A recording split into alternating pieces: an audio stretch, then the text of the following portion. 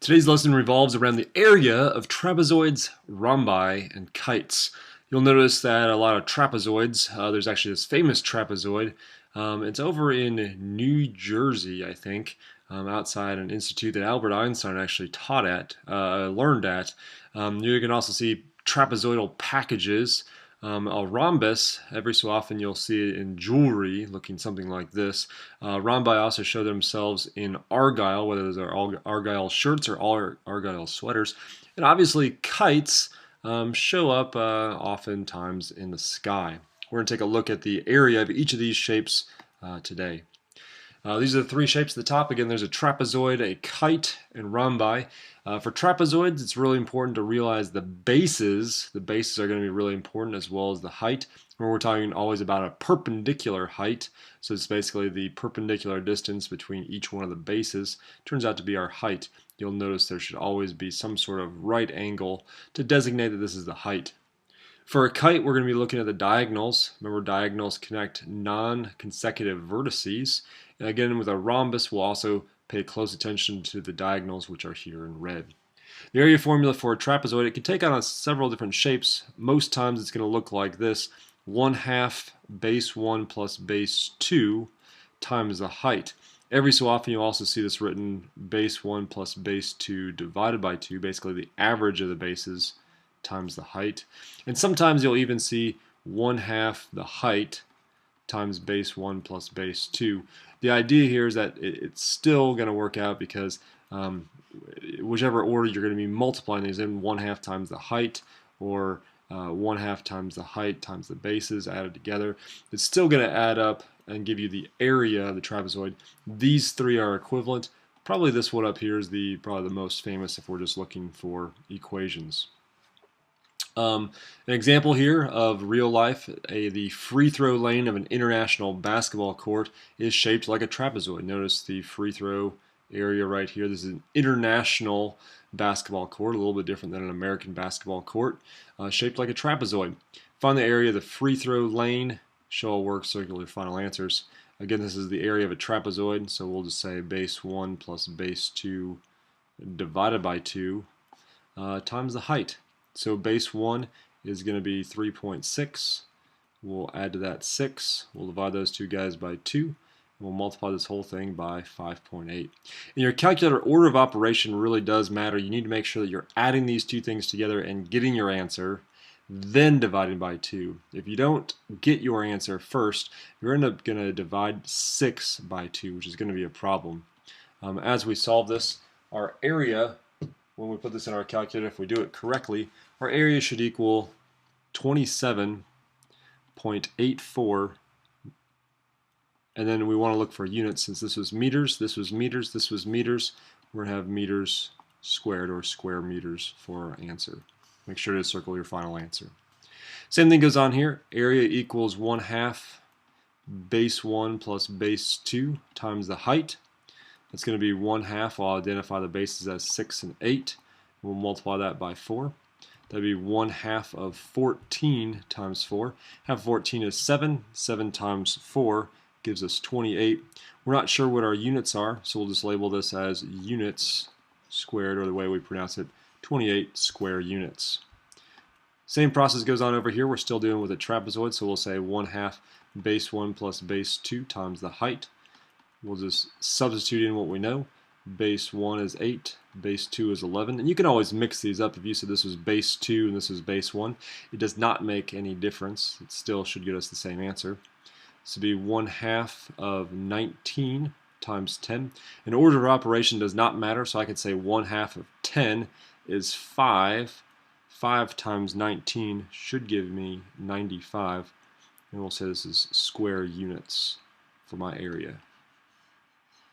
We'll tackle a couple more trapezoid problems, then we'll move on to the kite and rhombi. Again, area equals 1/2 base 1 plus base 2 times our height. I think it's a good idea to write your formulas out so you have them memorized. 10 plus 6 times a height of 6. That gives us 1/2 16 times 6. Half of 16 is 8. 8 times 6 gives me 48 square units. I'll just make sure to box my final answer. So next one, we're going to be dealing with some decimals. Not a big deal. These two are still our bases. So area equals 1/2 the sum of our bases times the height. So that'd be 1/2 7.6 plus 4.8. And I'll multiply that by a height of 5.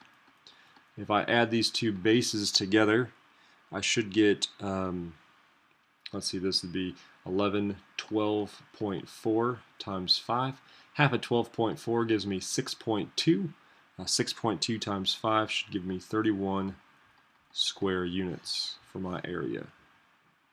And let's draw a trapezoid just for circling my final answer. Let's move on. Let's talk about the area of a rhombus and the area of a kite. Both these you will notice the diagonals. You need to know the entire diagonal. What's interesting about these is that for a rhombus, these diagonals bisect each other. They're different lengths. This guy is going to be the same as this guy, this part the same as this part. For a kite, remember that this is our axis of symmetry. So that means that this part of the trapezoid, this part of the kite will be congruent to this part of the kite. But these two are definitely different lengths, this guy and this guy here. Different lengths as we move across.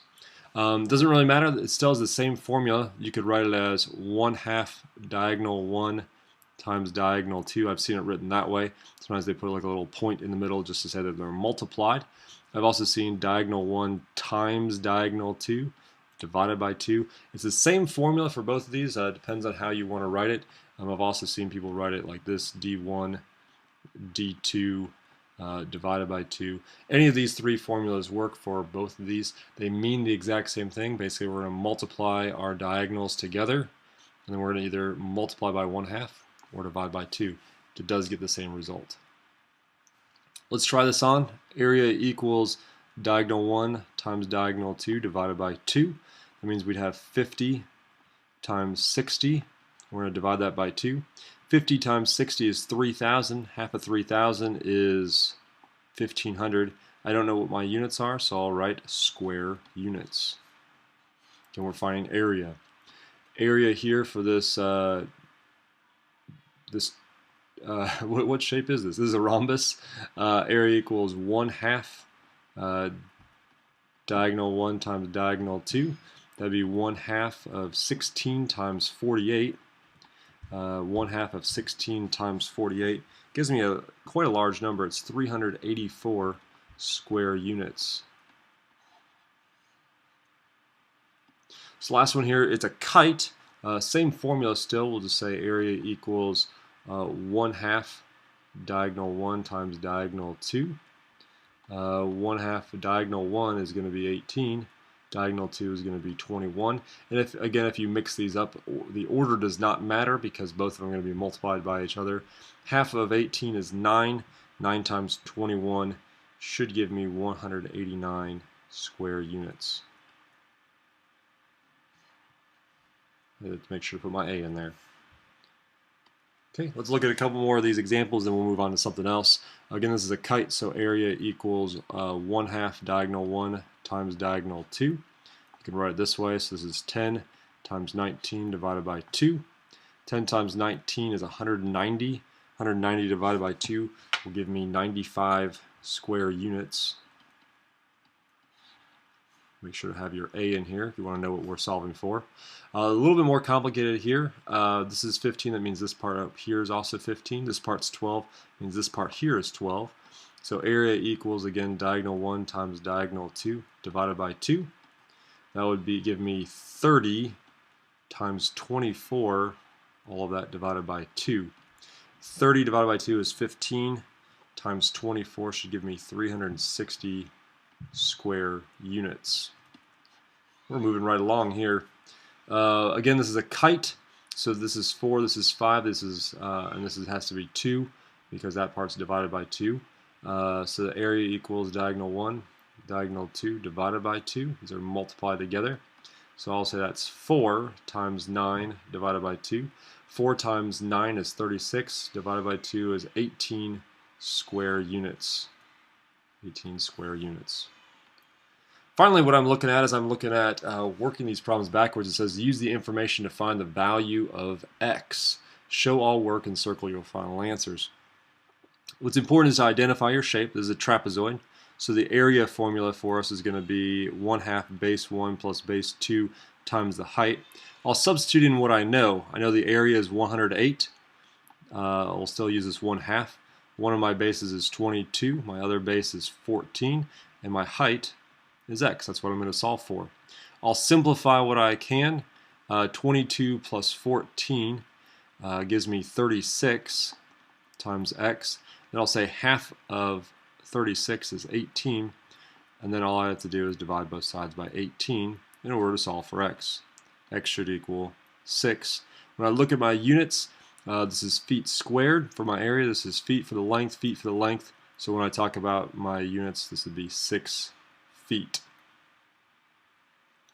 This next problem works out very similarly. Area equals 1/2 base 1 plus base 2 times the height. Again, I'll substitute in what I know. My area is 300, so 300 equals 1/2. Base 1 is 10, base 2 is x, and I'll just multiply by my height of 20. This would be 300 equals, well, half of 20 is 10, so I'll just put those two together. This is plus times 10 plus x. I'll then distribute the 10. 10 times 10 is 100 plus 10x. In order to isolate this x to get it by itself, I'll just subtract 100 from both sides. This would give me 200 equals 10x. I'll divide both sides by 10 in order to get that x should equal 20. When I look at my units, 20 meters, 10 meters, meters squared, this has to be meters because I'm talking about a length. Lastly, we're talking about the area of a kite. Area of a kite is going to equal diagonal 1 times diagonal 2 divided by 2. When I look at this, I know that my area is 100 yards. This would be 10x divided by 2. 10x divided by 2 would be 5x equals 100.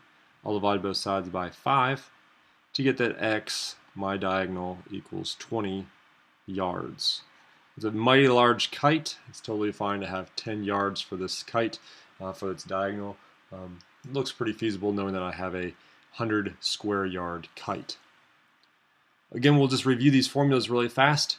They can look in many different forms, but the area of both a rhombus and a kite is going to be diagonal 1 times diagonal 2 divided by 2. We'll just take the two diagonals multiplied by each other and divide by 2. Similar idea here, we're going to add together the two bases of a trapezoid. Sometimes they're shown like this, and divide that by 2 and then multiply by the height. If you have any questions concerning trapezoids, make sure to let me know. I do want to help you out and make sure that you have a good grade and confidence when it comes to finding areas of trapezoids, rhombi, and kites.